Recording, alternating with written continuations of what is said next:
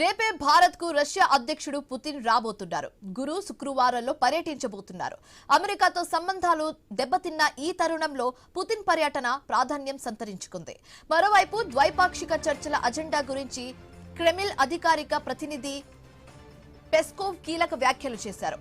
S-400 Su-57 style యుద్ధ విమానాల details ఉంటాయని స్పష్టం చేశారు.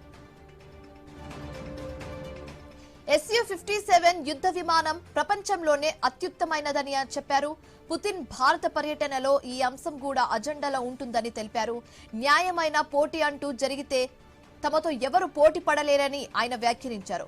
భారత్ రష్యా సంబంధాలపై అమెరికా ప్రభావం ఉండకూడదన్న అర్థం వచ్చేలా ద్వైపాక్షిక సంబంధాలపై బయటి ఒత్తిళ్ల జోక్యం ఉండకూడదని కూడా కమెంట్ చేశారు.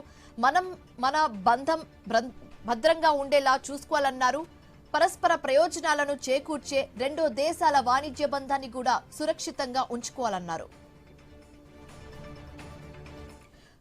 అమెరికాతో భారత్ వాణిజ్య ఒప్పంద చర్చలు తుది దశలో ఉంది.